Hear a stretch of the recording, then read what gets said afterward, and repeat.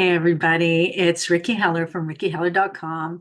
I'm a book coach and editor, and I help you write your book so you can finally get it done and share your message with the world. Today, I want to talk about one of the things that so many people get stuck on because I hear from people who have loads of ideas and they just don't know how to start. And so, this might help you. This is one of the first steps you need to take when you are writing your book or planning your book before you start to write. So, I think it's really important to know the difference between your topic and your thesis. So, let me just explain a little bit what I mean by each of those. So topic is your general subject area. So like I'll hear from people who say to me, I want to write about my experience as a nurse, or I want to write about what happened to me during the pandemic, or I want to write about the trauma I had growing up. Those are all topics because if you think about it, that's why you're feeling overwhelmed. That is a huge topic area, right? Like my experience as a nurse. My sister was a nurse. She was a nurse for 35 years. Where are you going to pick which parts of that experience, right? Is it your experience as a newbie nurse who was just learning the ropes? Was it your experience as an IV nurse when you were talking to all the nervous patients? Is it your experience as an operating room nurse where the patients were unconscious and you had to deal with all of the instruments and be, operate like a machine, make sure that you kept track of every single little thing? So many different types of experience as a nurse, right? So that's really a topic.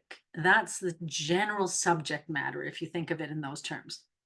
In order to actually write a book, you're going to have to get over that feeling, which we all have, of I want to include it all. It's all important, right? Because the fact is, yes, it's all important, but we cannot put it all in one single book. So if you want to write about everything to do with your experience as a nurse, you probably have 5 to 10 books there that you need to work on. So for this one, your first one, what you want to think about is your thesis. Now, that's just a technical word that we use when we teach English at the college level, which is another name for your main message in your book. So, what I would say to think about is you can approach this two ways. One is if you had to sum up what you want to say in a single sentence, what did you learn from your experience as a nurse? What was your main takeaway from your experience as a nurse? That one sentence is your thesis. So your thesis is a single sentence. What's the message of the book?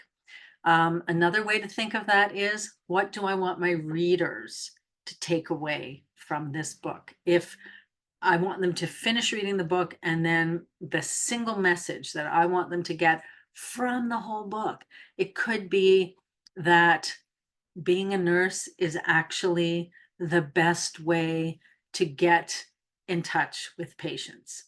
It's not consultations with their doctor, it's not learning, it's by their interactions with a nurse, right? That's one way of looking at it.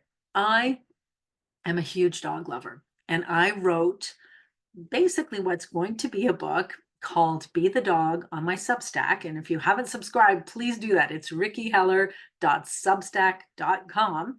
I'm now working on a second series of essays called Being Human, which is all about the human experience and human quirks of nature. But the first one, Be the Dog, was about my dogs and their personalities and what I love about them. I could write about my dogs forever. Seriously, I really could. I could write about how they're so loving. I could write about how I have so much fun with them. I could write about training my dogs. I could write about what I feed my dogs. I could write about how they play all the time. But what I chose to do was write a series of essays around dog behaviors and dog personality traits and how we as humans could actually make ourselves a little bit better as humans if we adopted those traits. So, what was my thesis? In a nutshell, dogs are better people than people, if I had to narrow it down. So that I would call my thesis of that book. So if you have some books that you love, You might have some nonfiction self-help books. You might have some business books. You might have some books around memoir or biographies or anything like that. If you have books that you love, take another look at them and think about, if I had to sum up what I took away from this book in one single sentence, that's the thesis. And once you have your own thesis, then you have the basis for the whole book, and everything else falls away because you're only going to include those parts that support that thesis, that feed into that thesis, that help the reader come to that conclusion at the end of the book. So I hope that's helpful. I hope that helps you narrow it down. If you have any questions or comments, I'd love to hear from you. Please put them in the comments below. I'm going to make sure that the comments are open this time because YouTube keeps closing them on me. I don't know why, but I will make sure you're able to comment. So leave me a comment, or feel free if you're interested in learning more about how we can write a book together. I'd love to work with you. I'd love to hear about your book and your ideas. You can always email me at ricky@rickyheller.com or set up a free appointment for a call in the link below and set up a clarity call. Would love to hear from you and learn all about what you'd like to write about. All right, everybody, thanks for joining me today, and I will see you next time. Take care.